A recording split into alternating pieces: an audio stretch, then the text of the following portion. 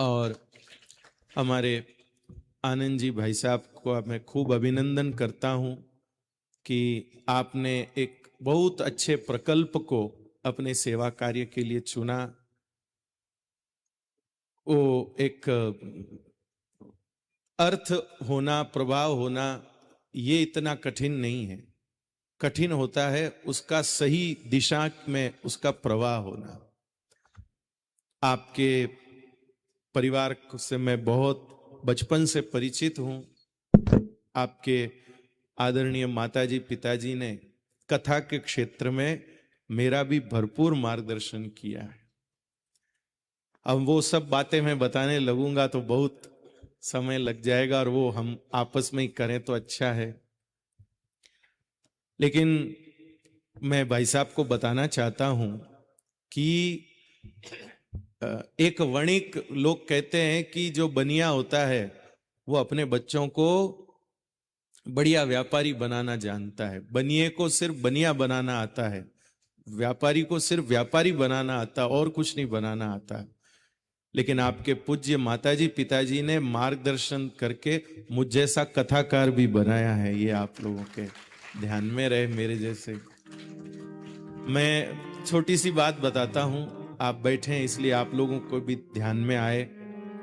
मैंने पहली कथा शुरू करी आपके पिताजी माताजी सब, और जोधपुर के बाहर भी, जोधपुर से मतलब जोधपुर के बाहर जो मैंने सबसे पहली कथा करी वो भी आपके ननियाल में ही करी, और वो भी आपकी माताजी के कारण ही करी।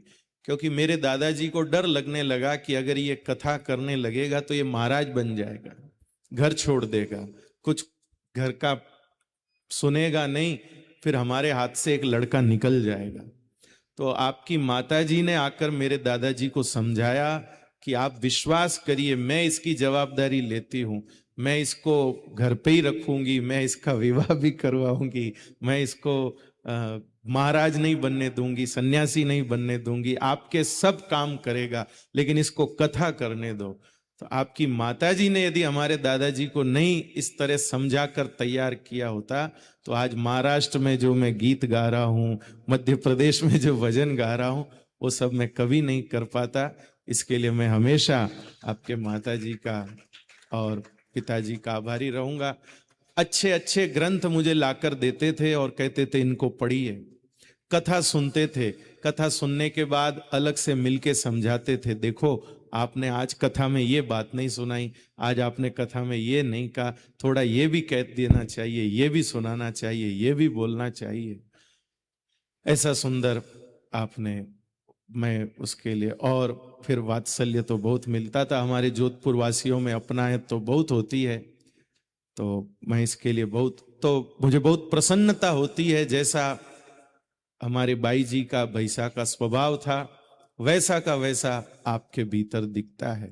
आपके सेवा में, उनकी भी सेवा में कोई दिखावा नहीं होता था, मूल सेवा करते थे, छोटी से छोटी सेवा करते थे। जब पाली जाते थे तो अचानक भैसा रास्ते में एक मंदिर के आगे गाड़ी रुकवाते थे। एक छोटा सा मंदिर होता था, तो हम पूछते थे कि यहां पर क्या है? बोले नहीं, यहाँ पर एक महात्मा रहते हैं, भजन करते हैं, कहीं आते जाते नहीं है, मैं उनके लिए कुछ कपड़े लाया हूं, कुछ सामान लाया हूं। तो मुझे बहुत आश्चर्य होता कि बड़े बड़े मंदिरों को देख के तो हर कोई गाड़ी रोक सकता है, लेकिन एक छोटे से मंदिर को देख के भी गाड़ी रोकना और वहां कौन महात्मा है, क्या कर रहा है, उसकी भी जानकारी रखना, ऐसा सुंदर उनका स्वभाव था। और वही सब संस्कार आज हमारे भाई साहब से ये सेवा कार्य करा रहे, उनके लिए मैं खूब अभिनंदन प्रेषित करता हूं। और जितने भी इस वेद ब्रह्म सावित्री वेद विद्यापीठ के कार्यकर्ता हैं, ट्रस्टी हैं, सदस्य हैं, उन सब का अभिनंदन करता हूं कि वर्तमान में आप लोगों को ऐसी सेवा करने का सौभाग्य मिला है जो सेवा वास्तव में साक्षात भगवान महामृत्युंजय की सेवा है, साक्षात महामृत्युंजय की सेवा है। एक एक वैदिक साक्षात भगवान शिव का स्वरूप है, भगवान शिव का प्रतिनिधित्व करता है। सबको प्रणाम करता हूं।